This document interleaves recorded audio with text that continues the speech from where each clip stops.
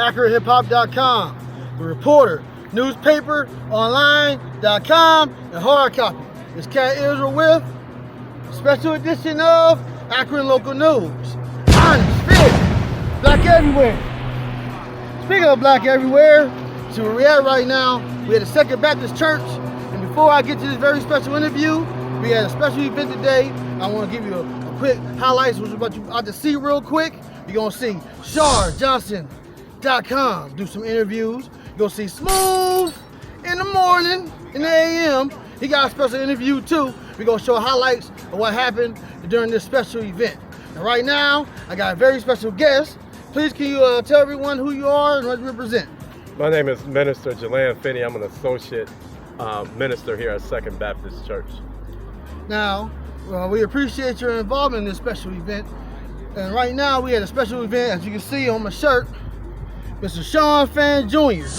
We represented him today. We had a gun violence walk in honor of his untimely passing. And we had some very special guests speak, including families of the victims, children, and some advocates. And I want to give a big shout out to Akron City Councilwoman Tara Samples out of Ward 5. You know what I'm saying? She said some heartfelt things to the community. Now, we also, you spoke also at the event. Can you please tell the people what you highlighted in that speech? Yes, I wanted to highlight the kids, looking at all the kids. Often in events like this, it's all the focus is on leadership. All the focus is on adults. And I wanted to give kids an opportunity to chant, to say that I can live. Everything in the society is arrayed against them, and we're seeing that their friends are dying. But I wanted them to speak an affirming word, I can live. So something that could touch their subconscious, that could go beyond just walking down the street or marching to the county building. Okay, that's what's up. I want to have a question also before we get to your contact information. I want you to tell the people out there, the community in particular, about why we need to stop, the gun violence and get help for the people with mental health. Because, every day, all day, all night long, I go to sleep 3 or 4 o'clock in the morning because I'm riding around seeing our people, 10, 15, 20, 15-year-olds at gas stations. And if we have to be conscious of decisions that we're making. We are all for Black Lives Matter, but Black Lives is not gonna matter. I'm in total agreement and support of Black Lives Matter, but Black lives is not gonna matter to nobody else until they matter unto else. And I wanted to participate to bring attention to this, Sean, to participate in memory of those that came before, in hopes to prevent the next brother, the next family, the next family that had to go through these horrific phone calls and being agonized and tormented by violence that we inflict upon us. That's what's up.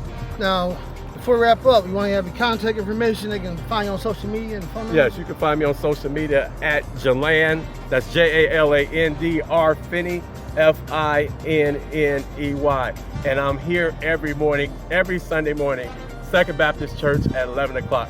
It is not your traditional, it's not your grandmama's church service. You get there at 11 o'clock, you're going to be going about 11:45. That's what's up. So in saying that, be on to the next interview with Shar Johnson. Let's go. It's your girl, Shar Johnson, live on location. And I am here today with Miss Wahid. Yeah, so we're going to talk about Juneteenth. She's going to let you know what it is and what's going on. Let them know out there at AkronHipHop.com what we got going on right here. Hi, I'm Mrs. Wahid, community worker for 40 years, New Generation's CEO of New Generation. I'm out here for the children, and the 17th is the first day of Juneteenth. On the 17th, we are giving the children like a little seminar at Lawton Community Center, so they can find out what Juneteenth is all about, when, where, and why. They're going to do an essay contest, and they're also going to do a coloring contest, and they will receive awards for that.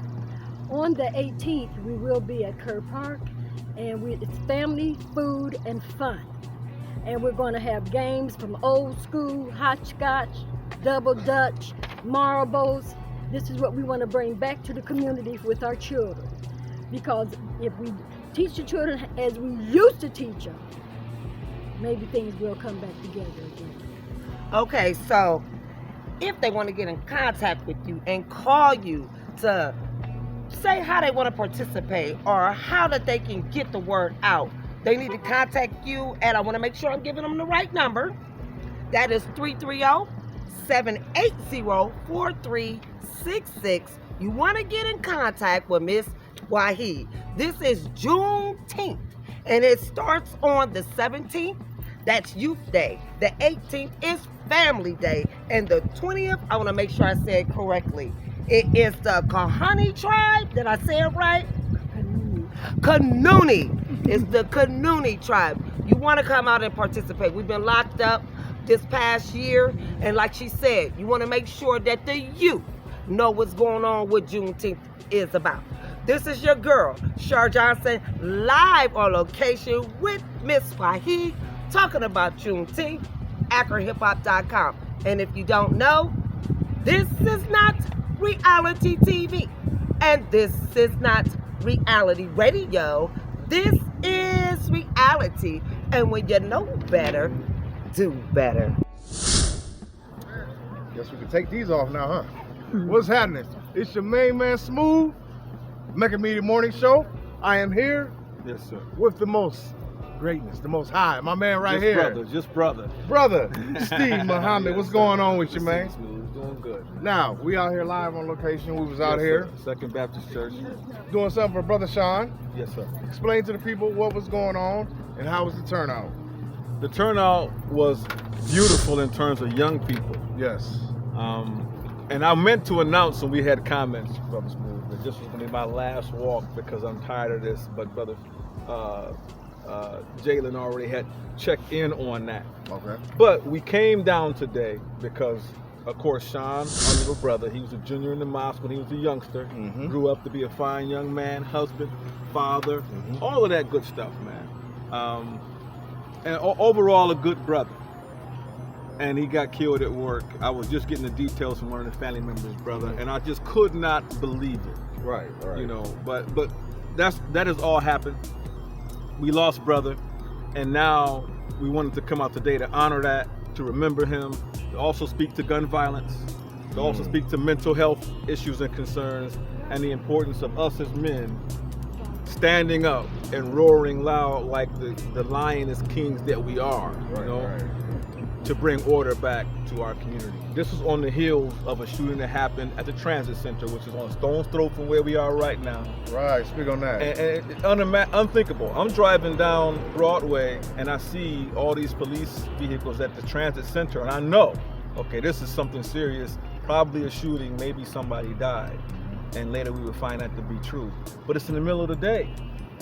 Middle of the day at the transit, and I'm thinking, are we this gone? And because this happened, what does that mean to the larger narrative now? Right.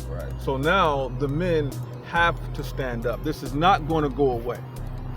I just want to disavow us of any thought that, well, maybe things will get better. Now we're clear they're not going to get better. We have to do something to interrupt this. So we had mentioned at the event, and you may have heard this, that we want to plan another community conversation.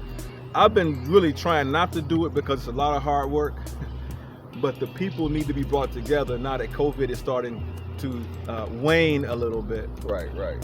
So we can talk about real and effective ways to save our sons, man. And, you know, and then to put God back at the center of it, because that to me is the piece that's always missing. And we got to bring that back. But that was what today was about. A lot of young folks came out, they had a chance to talk, and we had a chance to listen. And it ended up being overall, I think, a successful.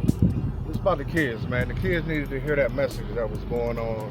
They need to see us people out here that care about them, you know. Absolutely. Some people think, you know what I'm saying, kids? They think, don't nobody, I'm not gonna cuss, because I got the minister here. That's but okay. Don't nobody care about them, this and that. They lost children, this and that. But it was good to see all the kids out there and hear him do the chants and all that. Yes. And you might that might sound trivial, but what they were chanting means a lot. That one affirmation can save a life. I know that, and I know that Brother Jalen knows that. So here we are, trying to inspire as many as we can whenever we can. Don't think, well, I have to have a crowd of 1,000 people to get the message over. 5 or 10 is enough. We do the peace talks. We've been doing them. And if we can reach 2 or 3, they're going to go from where they are and reach 2 or 3, right? And then before you know it, you've now reached an entire household or community. You might get the one who's going to fall into a situation where he might think about killing somebody, right? I say think about, notice how I emphasize that, because we're really not thinking when we make that decision. Right. And we need an uncle, we need a father, we need a community dad, a neighborhood dad to step in and say, hey man, what was that I heard you all talking about, and what's going on? The problem probably has a solution. I'll close with this. I'm talking to a brother just last week. He's in his mid-30s. Known him since he was just about Sean's age in the mosque, right? Now he's out in the community, he's married, he's got a few children, but he said, my nephews, man, 15 and 16. Same thing. One of them can't leave the house without his weapon because he's afraid that he might get shot. And the other one that he's beefing with, we know each other. So I'm thinking, okay, so what is a 15-year-old arguing about that does not have a fix, a solution? And where are the adults in this equation? So I said, bro, you know we do conflict resolution. We need to get in this now before it becomes deadly. So his response is, yes, but I don't want to get involved because the blowback might happen to me and my family. Right. And that's a real threat. Yes, it is. But remember, these are children. They don't want to go to prison for life. They don't want to die. They want us, their fathers, to say what's going on and what can I do to help you, son. In the movie Baby Boy, when Snoop Dogg's character was killed, right? I really like how they framed that, because after the killing, when little bruh gets home, he's bent out of shape, he can't relax because it's not who you are. Right. And the Ving Rhames character comes in, he already knows what's happened, he takes the gun, and he basically lets him know, I got this, and we're gonna get through this. That ain't you.